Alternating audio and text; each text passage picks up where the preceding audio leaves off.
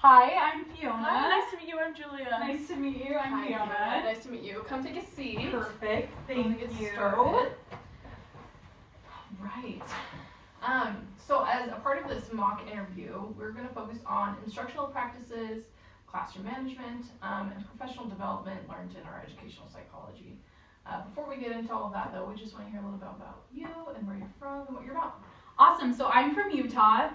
I was born and raised here, and teaching and education has always been something that has been a big part of my life. My mom is a special ed teacher, and she's been doing it for over 30 years, so she loves it.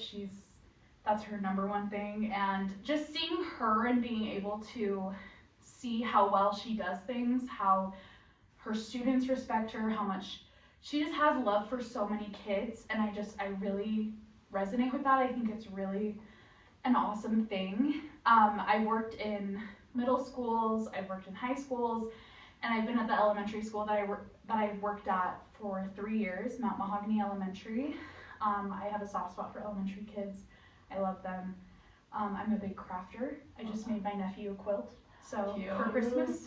And I just really, being an educator, I just feel like you find so much love and appreciation for what these little kids do every day, and I just really want to show that in my own classroom. Awesome. That's great. Thank you so much.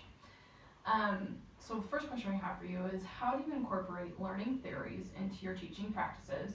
And could you give us a specific example of how a specific theory has informed your instruction? Yeah, so in our educational psychology class, we learned about Vygotsky's zone of proximal design, and that really resonated with me because it was all about what students can do on their own versus what they can do with the guidance of somebody who has prior knowledge of the subject.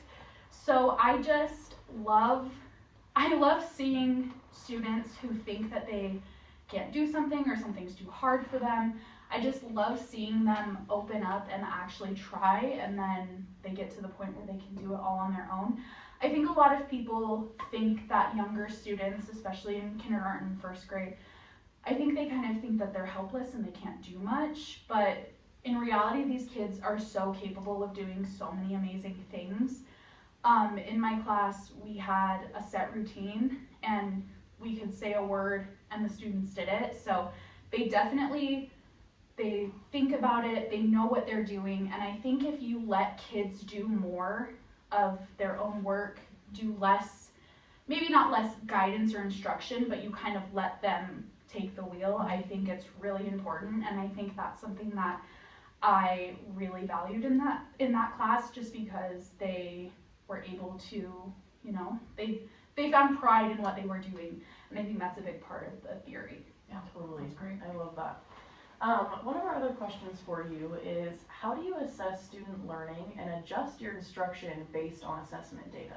Yeah, so every student is different. I think everyone going into education knows that. I think that, not every student is built the same, not every student knows as much, and I think it's really important to look at specific data from a student, so whether that's assessment, whether that's progress monitoring, or whatever is happening in the school. I think they can do individualized instruction, they can meet with a small group if a group of kids are all struggling with the same thing. I think giving that small group or even one-on-one practice, I think that really opens them up to maybe finding out things that they may not have known before, or they learn to ask questions. And so I think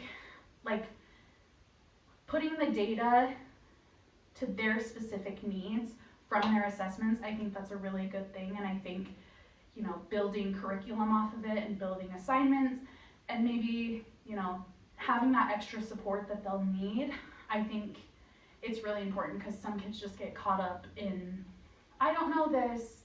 So then, you can say, well, you knew it here, let's review, let's do it, another time. And I think assessment is a really big thing in helping students know and do that. Totally. Another question we had for you was, how do you stay current with educational trends and professional development?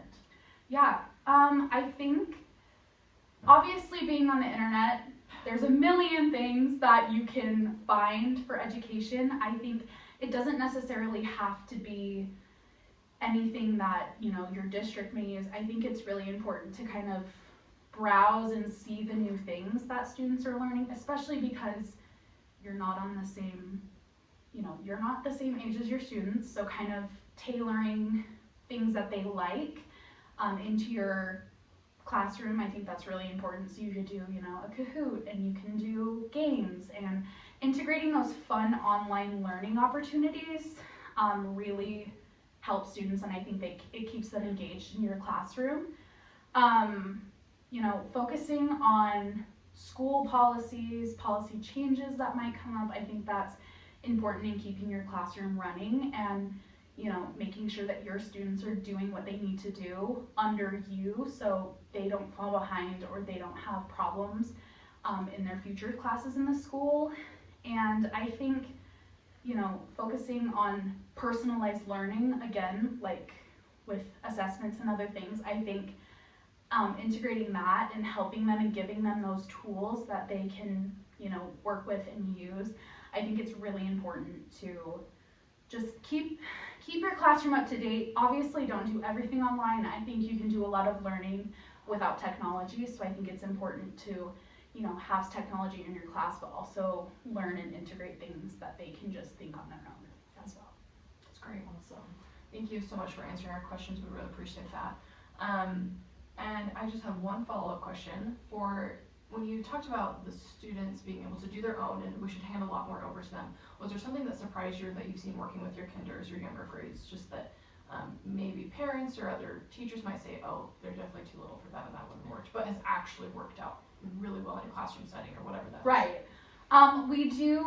We used in the classroom, we used a program called Lexia, and a lot of parents were concerned that it was a little bit too hard for their students. It focuses a lot on phonics and, you know, letter sounds and vowels, and we had a student who was on maybe a higher level than they should have been on in kindergarten. No fault to her, but it was just, she was learning a lot more, she was doing it a lot, and her parents were concerned that maybe she wasn't doing it to her full ability. Maybe she was just, you know, pressing something or getting something. So we wrote it out and we showed the parents, like, your daughter does know her vowels, your daughter does know how to spell sight words without looking. And I think it's really important because obviously parents aren't in there all the time. So just finding that time to say, no, your student really does know a lot of good things about phonics and your student is very smart. Not that her parents weren't questioning how smart she was, but they were just surprised that she was learning certain things in kindergarten. And I think showing them outwardly, hey, we use this program and it's really working well for your daughter, I think they were so much more excited to, you know, oh, my daughter does know sight words, my daughter does know high frequency words, and she's able to spell them. And I think it was really important showing that and knowing that she did this all on her own, she knows it, and she's running with it and doing awesome. Yes, great. That's awesome. Thank you. Just going off of the question that Grace asked you, I really love at the very beginning how you brought up that a lot of people think that because kids are little or because you're working with kindergartners that they can't do very much. But I love how throughout your questions you kept bringing up the capability of your students, and I could see that you really believed in all your students, no matter their ability level or their diverse learning needs. You believe in them and you know that they're capable of doing challenging things. I also really liked at the end how you mentioned how you contacted parents and involved them in their students' learning. I think that's really important to involve families and parents to know the background of the students. That can be a helpful part in understanding your students and where they come from, and also just in helping the parents trust you and trust that you'll make the right decision for their children, and that I can see that you're capable of working with parents and helping them grow their child at home, as well as you helping their child grow at school too. Do you have any more questions for us? I do not. I think I'm good. Thank you so much for having me and this opportunity. Of course. Perfect. Thank you.